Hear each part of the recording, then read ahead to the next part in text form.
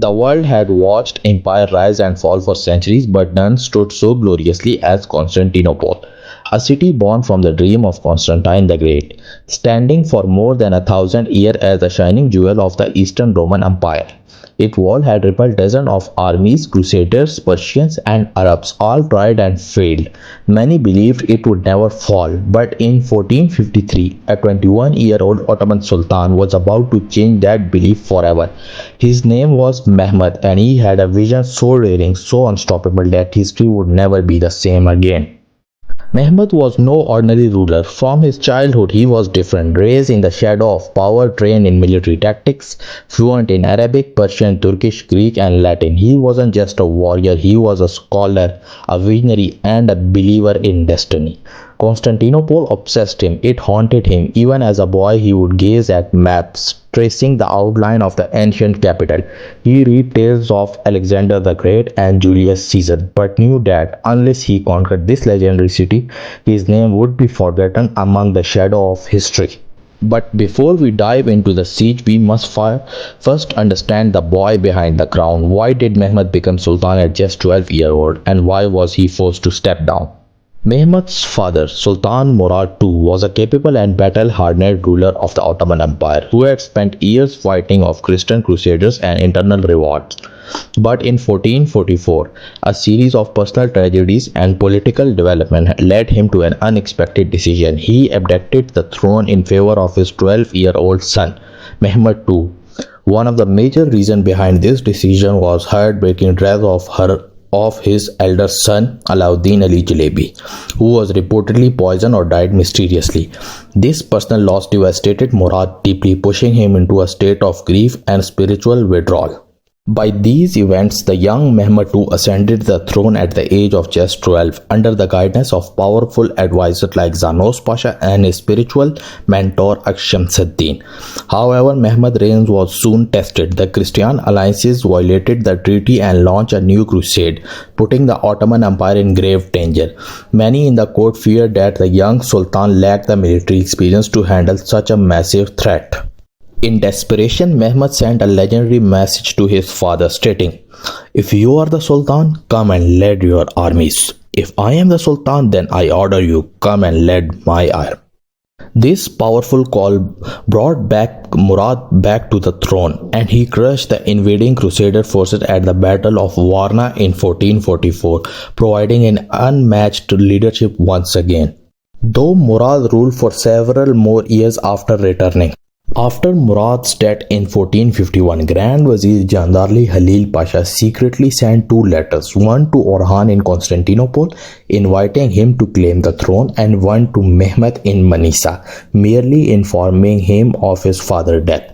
But Mehmed acted fast. He arrived in Edirne before any rival could move and took the throne with full authority.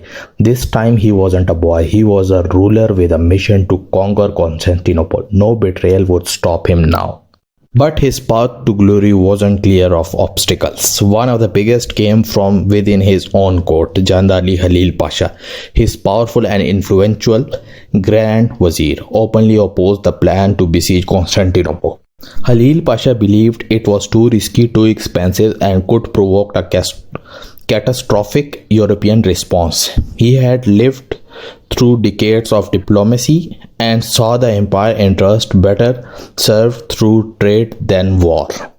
Some even believed he feared that a successful conquest would give Mehmed too much personal glory, weakening the influence of the old guard. This relationship grew tense. Halil Pasha tried to delay the preparation, advised against full mobilization, and warned the army was not ready. But Mehmed was resolute. He pushed forward, knowing that the history only remembered those bold enough to rewrite it. Almost immediately, Mehmed began preparing. He knew the city defenses were formidable, giant triple-layer wall that he had resisted every siege for over a millennium. But Mehmed had something new in mind, a weapon of pure destruction. He summoned a Hungarian engineer named Urban, who built for him the largest cannon the world had ever seen. It was a monster 27 feet long, capable of hurling a 600-pound stone ball over a mile. But Mehmed spared no cost. He knew brute force alone wouldn't win this war. He fortified the Bosphorus with a new fortress, Rumeli Hisar, to block any help from Black Sea. And as Europe remained divided and distracted, he moved quietly, carefully, like a chess master setting up the final game. The city he was preparing to attack was ruled by Emperor Constantine XI, a man noble in heart but desperately under-resourced. The Byzantine Empire, once vast and powerful, had been reduced to this single city. Inside its wall, only 7,000 defenders remained, including a small force of Genesis led by the experienced commander Giovanni Giustiniani. They were brave but heavily outnumbered. On April 6, 1453, the ground trembled as Mehmed cannons began to roar. The siege of Constantinople had begun. But before launching the full assault, Mehmed rode up to the mighty walls of Constantinople and with fire in his eyes declared, "Either I will conquer Constantinople or Constantinople will conquer me." For weeks the city shook. Mehmed's artillery pounded the wall day and night, but the Byzantines with heroic determination repaired the breaches each night. The Theodosian wall, though damaged, held firm. Every assault was met with fierce resistance, and the defender had an advantage: the Golden Horn, a narrow harbor to the north of the city protected by a giant iron chain. Mehmed Navy couldn't get in inside the horn. The Byzantine